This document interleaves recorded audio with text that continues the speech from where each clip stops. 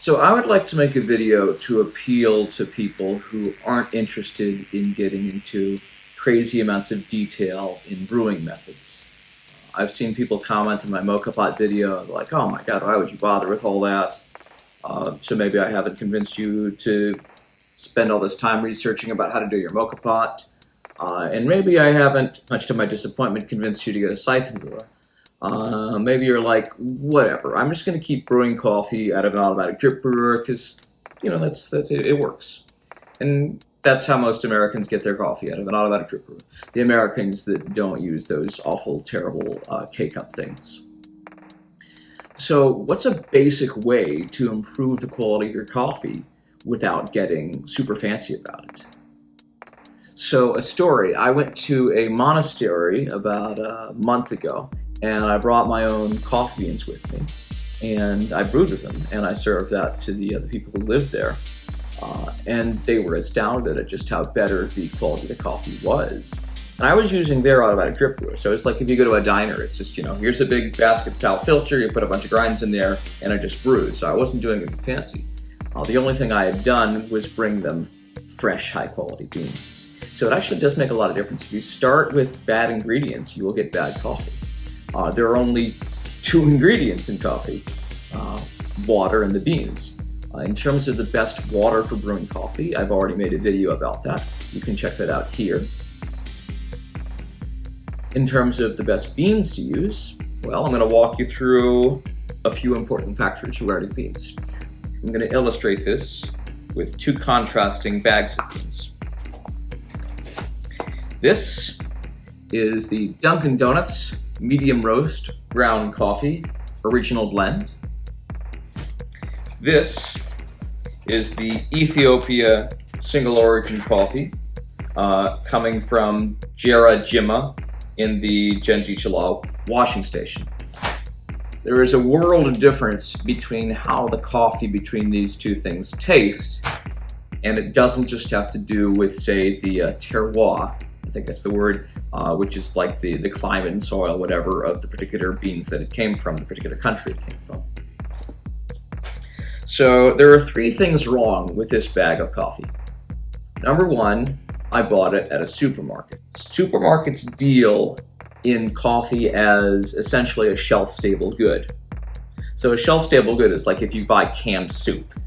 When you get canned soup and you are making it, you don't generally check the expiration date. If you're donating canned soup, you don't look at it and go, oh, I gotta make sure this is good. Because it's basically shelf-stable. The stuff lasts several years, probably beyond that, and it's fine to consume. Whereas with milk, you're always looking at the expiration dates. You give it that smell. I don't know. Does it smell expired? I don't know. What does expired smell? Well, the thing is, if you drink expired milk, you'll be kind of sick. You'll get a upset stomach. You'll get indigestion. You'll basically get mild food poisoning from spoiled milk. The thing about coffee is, if you drink old coffee, it won't give you food poisoning. It won't adversely affect your health anyway. The only thing it will do is damage your soul because you're consuming something that is of lower quality and going to be less enjoyment than if you got something that was high quality. So don't think of coffee as a shelf-stable good. Think of it more like something perishable, like fresh fruit or milk or something. And so to that end, I'm going to be giving advice about the freshness of your coffee. I'm basically just straight plagiarizing James Hoffman's World As of Coffee book, second edition. Great book. So many things in here. There's so much knowledge in here from the great James Hoffman himself. So how do you know anything about the freshness of it? The thing is that the green beans, when the beans grow out of the ground, they actually are, we're used to seeing them brown, but they actually are green. You would know if you've gone to a coffee growing region in the world. The green beans actually stay fresh for quite a long time. The issue is that we don't brew with them when they're green. We brew with them after they're roasted. Once you have roasted the beans, you have started a timer on their freshness. The volatile aromatic compounds that you get with some freshly roasted beans, because they're volatile, they react pretty quickly and you lose them. This is why Mr. Hoffman recommends in his World Atlas of Coffee that whenever you buy beans, don't settle for this bullshit of a best if used by date. That's based off of nothing. This says best if used by April 11th of 2022.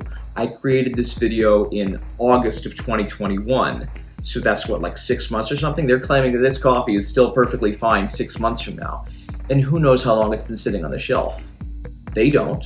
The supermarket I got probably isn't keeping track of these things. It's probably already bad. Hoffman mentions that coffee that you get in like a supermarket has probably been sitting on the shelf anywhere between 1 to 2 years, and it's still considered like best if used by. But it's completely stale by then. You won't have any flavor, it won't taste great. So that's problem number one. So Hoffman recommends whenever you get coffee, you make sure you have not a best used by date, but you have a roasted by date. You want to know the exact date it was roasted, because that's the official real timer. Otherwise, it's just all kind of wild speculation about how fresh anything is.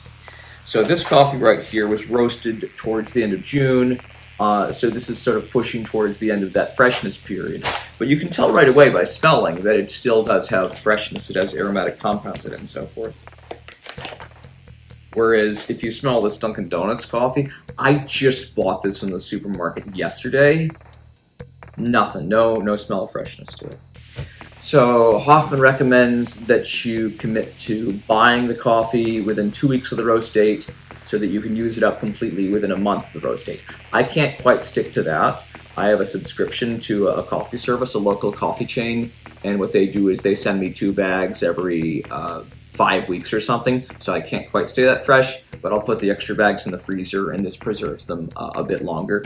So item number 1, get your coffee relatively freshly roasted. Item number 2, this is ground. So green beans are basically pretty stable. Whole beans are fresh for maybe possibly 1 or 2 months if you're willing to stretch it out like me, not if you're a super snob like Hoffman. Ground beans, I have read, stay fresh only between 1 and 2 weeks. All that extra surface area out there, exposing and oxidizing and so forth, just eats right up all the freshness and those lovely aromatic compounds. So again, item number 1, we don't have a roast date. Item number 2, it's ground. So I have a virtual guarantee that this stuff is already stale. That's how to talk about the freshness of beans. Now there is one other item which has to do with the kind of innate quality of the beans to begin with. If I look at this bag, I can scrutinize it. It really doesn't tell me too much. It says it's distributed by the Smucker Company in Ohio, and it says the ingredients are just 100% Arabica coffee. Ingredient, coffee. It literally says ingredient, coffee. Medium roast, ground coffee. I have no information about where these beans were grown. I don't know what country they were grown in. I don't know what continent they were grown in. All I know is that this is some kind of blend of a whole bunch of beans that came from, who knows? I don't know. And the company that bagged this stuff, they don't know where those beans came from, because it came from kind of a generic mix of a whole bunch of stuff. So this is kind of the default. If you're a coffee bean farmer, you take your beans and you just kind of pour them into the collective pile, possibly of like a country. So a great example of this, of successful branding with regard to like a national level of granularity, you have the Juan Valdez Coffee Company, this iconic image of this guy is like a coffee farmer. He's got a donkey, and that's the Juan Valdez coffee brand, which Hoffman says was actually quite successful in promoting the awareness of like Colombian coffee as a thing and being quality and so forth. The problem is, this is not remotely separated out in terms of the quality of the particular beans. It's basically, you're a coffee farmer in Colombia, you pour it into this big pot, and all traceability information about the beans is completely lost. It's you're getting something from somewhere in Colombia. So Hoffman talks about the idea of traceability. Now, it's not that traceability makes the beans higher quality. Like, because that'd be weird, right? Oh, because I know the country it came from, like it's going to taste better. That seems like a weird connection. But the issue is that it's a symptom. It's an indicator that the coffee is high quality. In general, if you are a coffee farmer and you are making large volumes of coffee, it's not worthwhile for you to stay super fastidious about the tracing label information about this. Your beans are going to be mixed with everybody else's. If your beans are going to be kept separate and identified as which region of the country they're from, or in exceptional cases of very high quality, you can get down to the nearest washing station of the plantation the beans were grown on. That's very expensive information to retain, so it's just not economical to kind of retain that, to be like, this is the coffee from Genji Shalai, and those beans have that tagging information the whole time. That is only worthwhile to do if they are very high quality beans, because they can be expected to fetch a higher price at auction. So having traceability on your beans is an indicator that they were paid more for at some level of the distribution process. So that is the benefit of the single origin coffee. It doesn't guarantee that you're going to get like a particular flavor that you like. Sometimes actually I found that blends are kind of nicer because you get kind of an average of different things coming together. Single origin, it's you get a much more localized kind of flavor of something, which in some cases, it's going to taste really good. In some cases, it's going to be too much of something and you kind of like something else. So there's kind of that game going on. But overall, I mean, those are things to keep track of as you are selecting your beans. So if you can commit to getting your beans relatively traceable, that helps. Otherwise, at least commit to getting your beans relatively fresh, and that will give you a world of difference, even with very simple brewing methods. And just to make this video interesting, and to give you something more than just, here I'm reading James Hoffman's book, I'm actually going to do a little experiment with these beans versus these beans, just so we can try this out, just so that you can tell that it's not all just, some persuasive, charismatic sounding experts making stuff up, that there really is a difference between this coffee and that coffee. So I paid $6 for this stuff, just for you guys, just so you can see the experience of brewing with good coffee versus bad coffee.